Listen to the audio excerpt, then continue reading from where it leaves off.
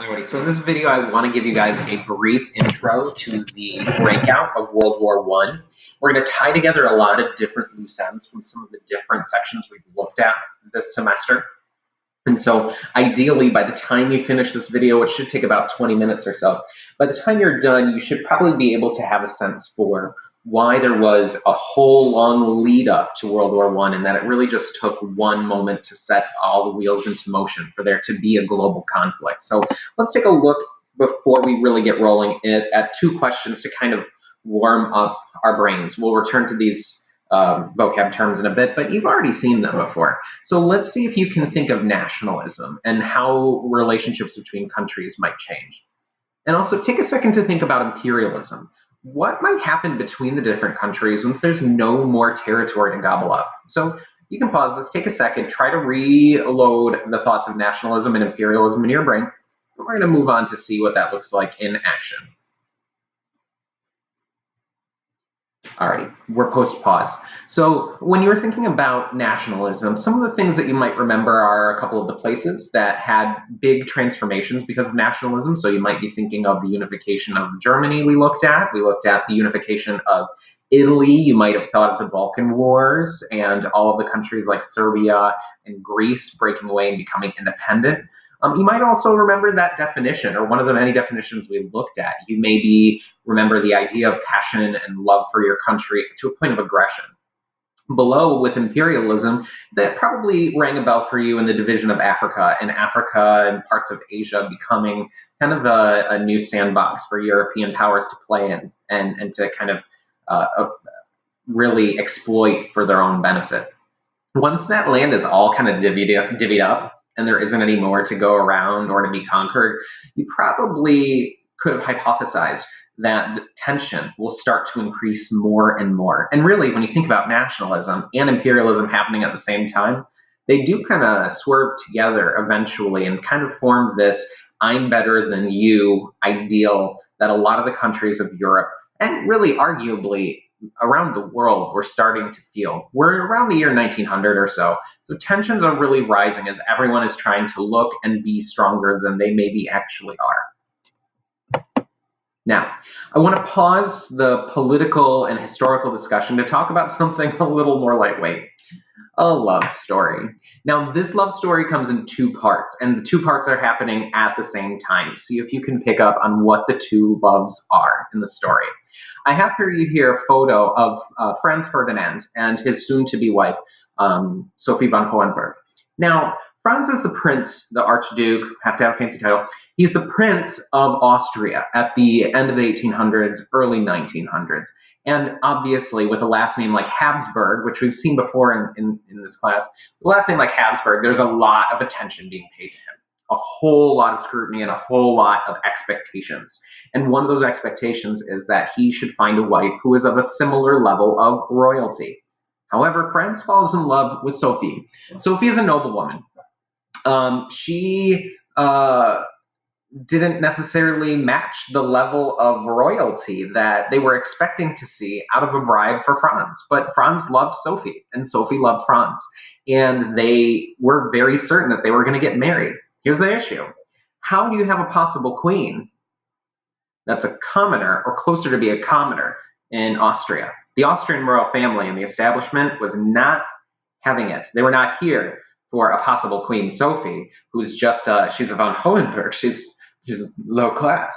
Well, Franz kind of puts them on the spot and says, okay, great, then I guess I'm just gonna bail, and I'm just not, gonna take the throne, which was terrifying to shake up the power structure of Austria over this woman in the eyes of the king at the time, Franz's father. So Franz has to decide, am I going to bail on the love of my life so I can continue on to come to the throne in the future and marry some rando my dad picks out for me? Or am I going to stick to my guns? Am I going to give up my title and live my life with Sophie? Now, Franz, he doesn't have a ton of passion to be a politician in the first place. He would have been just fine retiring to a life of hunting and reading and sitting on the couch. He would have been fine with that. But the system needed him. Austria needed him. They'd raised him as a prince. They had raised him to be the future king, and the establishment needed the family line and the storyline to continue. So they struck a deal. In this deal, Franz was permitted to marry Sophie, and that she could eventually sit by his side as queen regent. Now, technically, she would never get the name queen. She would get a title similar to consort. But they could continue on, and she could sit side by side with him when he is eventually king. But they must sacrifice the ability of their children to come to the throne. That is, any future children that Franz and Sophie might end up having are no longer allowed to come to the throne.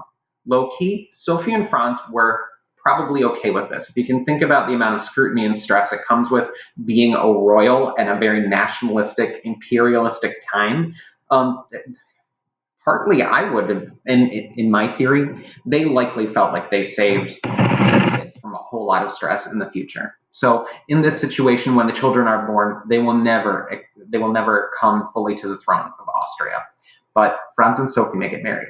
Now, to be petty, no one in Franz's family, except for his stepmom, comes to the wedding. But in the end, he makes all of his decisions for his new wife. So he's fine if they all stay home the day of his wedding. But one of the things that was really nifty is this was a very enchanting story for a lot of Europeans.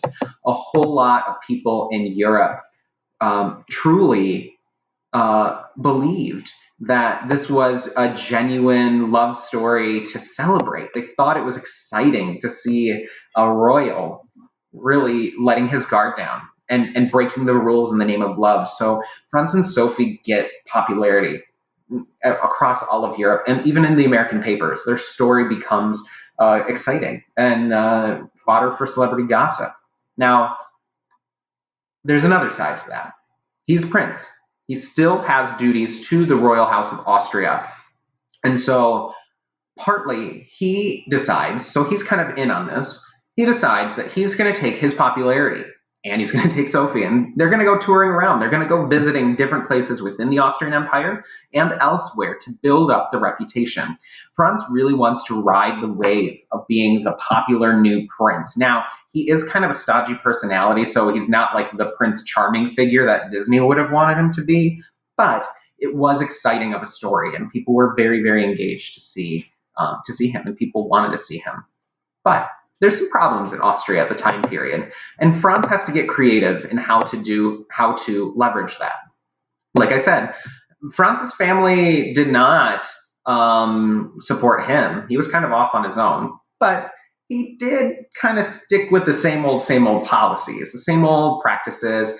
He was very truly a conservative future monarch. Don't get his love story with Sophie wrong. His politics were very old school and very hardcore.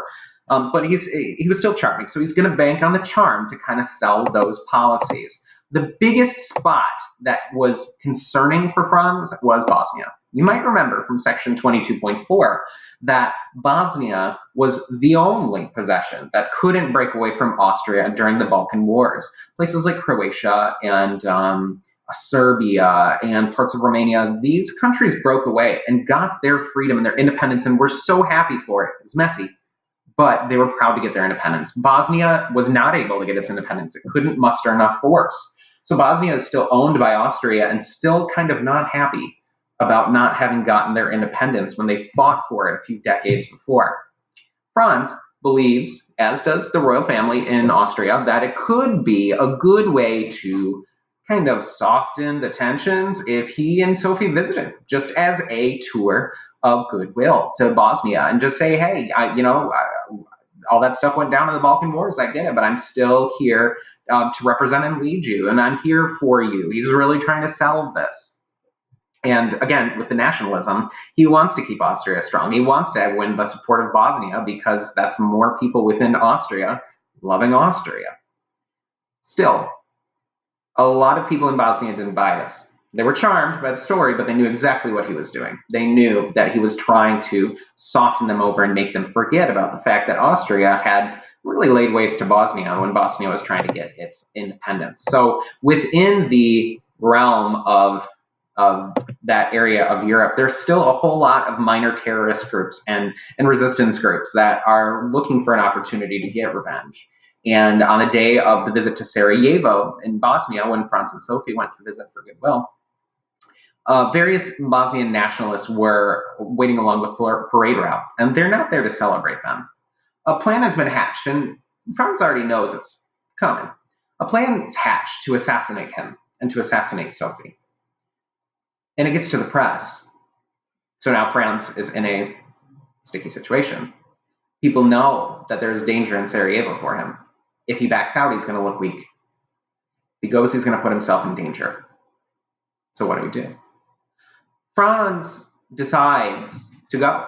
He does not, due to his fierce nationalism for Austria, does not want to look weak. So he decides to go. He brings some bodyguards, he brings a plan. He's not exactly just out there driving around with Sophie on a pleasure cruise. It really is a planned, orchestrated event. But there are Bosnian terrorists in the crowd. Now, one thing you should know is those countries that got their independence from Austria way back, like Serbia and Greece, they're still not big fans of Austria either. And so many of them are not too mad about the idea of something bad happening to Franz and Sophie. Low-key, a lot of Serbians had really supported the Bosnians going in to try again. The Serbians could use with another ally, and if Bosnia got independent, well, then they would be in line. So Serbia, on the down low, helped prepare, arm, and train some of these Bosnian terrorists. Could be an opportunity to shake things up in the region. Now, the first attempt on Franz's life on this day is a bomb. A literal bomb gets tossed in the car. But when in the car, I should say on the car, because when the bomb gets tossed in the car, it bounces off the hood and then bounces away and blows up away from Franz and Sophie. Terrifying moment. I mean, it's loud, it's an actual bomb, but Franz and Sophie survive. And not wanting to appear weak, they continue on their parade to return to safe haven. Now, they're moving pretty quickly now. I think the day is over, the party's up, a bomb's gone off, but they're still trying to look unfazed. Remember, nationalism. Austria must appear to be unflappable, even though a threat on their lives had occurred. Now, at this point, we don't know 100% what's going on in their minds, but there is a certain camp of people that believe that Franz and Sophie felt like this is the one, that was the moment, they tried it, and okay, cool, well, I guess that's that then. What they're not really aware of is that there's a plan B. Other terrorists are scattered, and in the breakup of the parade and trying to navigate the royal couple away from the main drag to get them, out of the parade. Parade's done, party's over. In their reroute, one of the terrorists who was prepped, his name was Gavrilo Princip, he was a teen, he spotted them, and that they were alive even though he'd heard the explosion. So he put his training into action. Gavrilo Princip shoots into the car, and it's a convertible, so it's, the top's down, or the top is off. And he shoots Sophie in the abdomen. Franz takes one I believe in the chest, and one in the jugular over here. Sophie quickly passes out because of the abdominal trauma. And Franz is just bleeding out from his wounds. And so after Sophie's passed out, and Franz, his last words are, "Don't go, Sophie. You must stay for the children." Because at this point, they're parents. They've already got 2 kids. And unfortunately, both of them die from their wounds, first Sophie and then Franz. And their funeral is a huge event for Austria in a couple of ways. One, ceremonially, that love story had really shaken things up. But also, this is a pivotal moment. The prince of a major European country has been assassinated by terrorists. And those terrorists had been propped up by Serbia. So, in short, we have a moment here where there is enough rage for war to break out. I would like, though, to add something else into the mix. We've seen our 2 love stories. We've seen the love of Franz and Sophie. We've seen nationalism and the love for country. I want to float in here a theory that's going around and has gone around for a long time. The theory is, yes, war is going to happen now because Franz and Sophie have been assassinated. But many people wonder, could the war have broken out even if Franz and Sophie had never been assassinated? That's a theory I want to float with you, and by the end of this video, I'm hoping you can make the decision on whether or not this war was always going to happen, or if the assassination of Franz and Sophie was the pivotal moment to set it off. Let's take a look at 4 keywords here that we always look at when we study World War I. You can remember them using MAME: militarism, alliances, imperialism, and nationalism. 4 different attitudes and approaches that set up tensions in Europe to be so great that all it might have taken was a little spark to light the fire to create what will later be the First World War. Let's take a look at each of these 4 main. Our first one's militarism. Technology is exploding at this time period. The car exists. It quickly becomes the tank. There's flight now. There is weaponry that is extremely, extremely lethal. There's mustard gas and other sorts of chemical warfare now. Countries are finding these new inventions, and they're feeling obligated to snatch up as much of it as they can. They really believe that they need to get ahead of the curve. So if that country's got 10 tanks, we need 100. If that country's starting to stockpile chlorine gas, we're going to stockpile twice as much. And so each of these countries wants to look dangerous. Again, it's that nationalism. I'm better than everyone else. There's imperialism. You might remember from previous sections, European countries at this time had been going to places like Africa and Asia, cutting the thing up like a pizza, and taking these new colonies on for their own exploitation. But all the land's been divvied up now. So what do? There's tension. There's disagreement about borders. It's not over once Africa is all sawed up like a pizza. And even look at Africa's map at this time. I mean, some countries really lucked out when they got to divide up Africa. Take a look and see if you can find some of the different colors you're seeing over and over again. That yellow is the French. That kind of tepid green blue running from north to south, that's the British. They clear so much territory in the map, and these other countries are resentful. Belgium, that green splotch right in the middle, the Belgian Congo, they only got that, which sucks. And the Germans in red here, they got some territories, but for being as large as they are, there was a lot of anger among the Germans that they didn't get more. They deserved more. So imperialism isn't over once the whole map is divided up. There's still disagreements and people feeling like they should have gotten more. The nationalism is just palpable at this time. People are getting more aggressive. Countries are starting, like this, these are some posters from Great Britain. The government starts to push campaigns to really amp people up that we're #1. We are undefeatable and we will soon show the world. Now, that's where Franz and Sophie come in, right? We need an excuse. Everyone needs an excuse, a reason to start the war. They want the war. They want to show how strong they are. So, let the war begin. Austria has every right to be mad. Franz was assassinated in Sarajevo, and Serbia had helped those terrorists plan the assassination. So, when Austria demands some sort of accountability or some sort of compensation or apology, Serbia serves up a whole lot of meh, and Austria declares war. But here's the thing. Everyone wants war. Not just Austria and Serbia. And Austria, really, they kind of are justified here. They're kind of justified.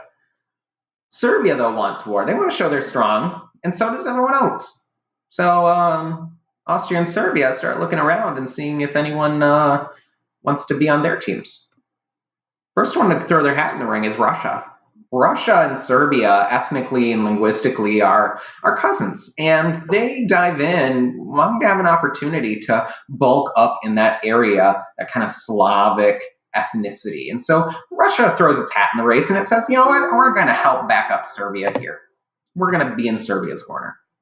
So Germany says, well, we're more like Austria, so we're going to throw our hat in the ring. France, who's had a long-standing relationship with Russia, for hundreds of years is like, well, we're going to back up our old friend Russia. So we're going to declare war against you, Austria and Germany. And also France and Germany have some issues over borders anyway. So they kind of wanted a war too. The Ottoman Empire, who's still angry about everyone breaking off from them, like Serbia and the others, they throw their hat in the ring. Their neighbor Bulgaria does the same thing very quickly, trying to clutch onto safe allies in the area. And last but not least, who dives in? Well, pretty much everyone else ever. Everyone is going back into their long histories of different storylines and conflicts to come up with a reason to declare war. Romania's got issues with borders with Bulgaria.